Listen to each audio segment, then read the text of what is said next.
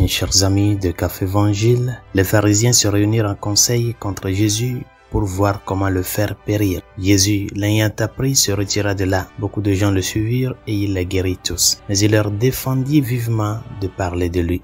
Ainsi devait s'accomplir la parole prononcée par le prophète Isaïe. « Voici mon serviteur que je choisis, mon bien-aimé en qui je trouve mon bonheur. Je fais reposer sur lui mon esprit. Aux nations, il fera connaître le jugement. Il ne cherchera pas querelle, il ne criera pas. On n'entendra pas sa voix sur les places publiques. Il n'écrasera pas le roseau froissé, il n'éteindra pas la mèche qui faiblit, jusqu'à ce qu'il ait fait triompher le jugement. Les nations mettront en son nom leur espérance. Bien-aimés dans le Seigneur, dans l'évangile de Saint Jean, il est souvent fait mention de l'heure de Jésus. Tout l'évangile de Saint Jean est un écrit qui s'achemine vers l'heure. Et c'est pour cela, les 12 premiers chapitres de Saint Jean nous parlent des signes que Jésus a accomplis. Des signes qui pointent vers l'heure. Cette heure-là qui est l'heure de l'accomplissement. En écoutant l'évangile de ce jour, on pourrait penser comme si Jésus a peur. Et c'est pour cela qu'il défendit aux gens de ne pas parler de lui. Ce n'est pas qu'il a peur.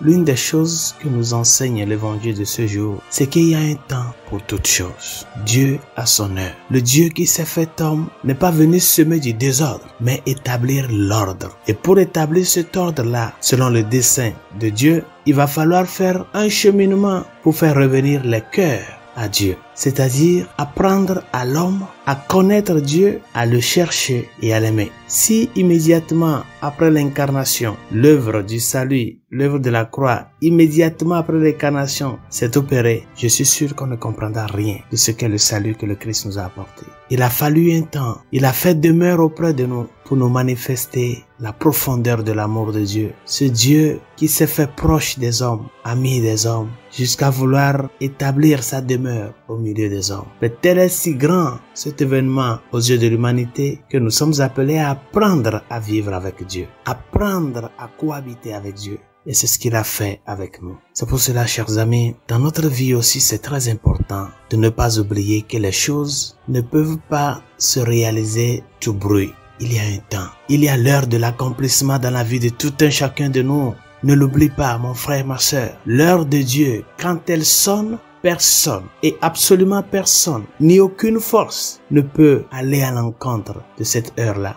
Quand elle sonne dans ta vie, c'est qu'elle est sonnée. Et elle sonne pour te montrer que c'est l'heure de l'accomplissement de son amour. C'est l'heure de l'accomplissement de sa parole dans ta vie. Mais plusieurs fois, qu'est-ce que nous faisons? Nous courons, nous nous pressons et nous voulons que les choses se réalisent immédiatement et aujourd'hui. Mais avec Dieu, chers amis, il y a un temps. Il y a un temps. Et ce temps-là, quand il arrive, il n'y a rien ni personne qui peut aller à l'encontre parce que c'est son heure. Mais nous sommes appelés à apprendre à grandir avec cette croissance-là, dans l'espérance de que cette heure-là, même si elle tarde, elle vient, elle vient. Mais au même moment que nous espérons, il est important de ne pas oublier que notre espérance ne peut pas être avec les bras croisés. Nous devons être comme les 5 vierges-là de l'évangile de Matthieu chapitre 25 qui, sortis pour rencontrer l'époux, avaient préparé leur lampe avec de l'huile de réserve.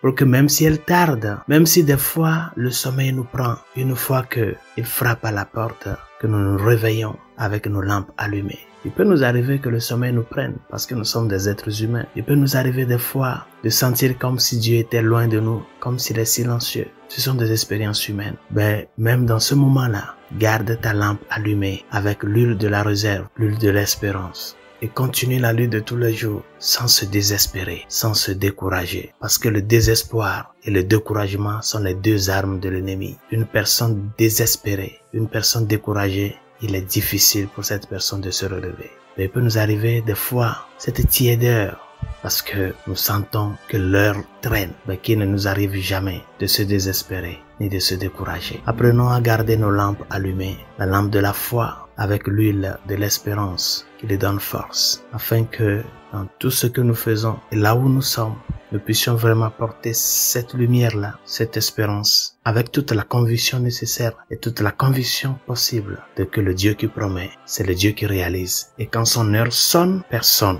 ni aucune réalité du ciel, de la terre, sous la terre, ne peut aller à l'encontre. Que sa grâce nous y aide. Bonne journée, Dieu vous bénisse.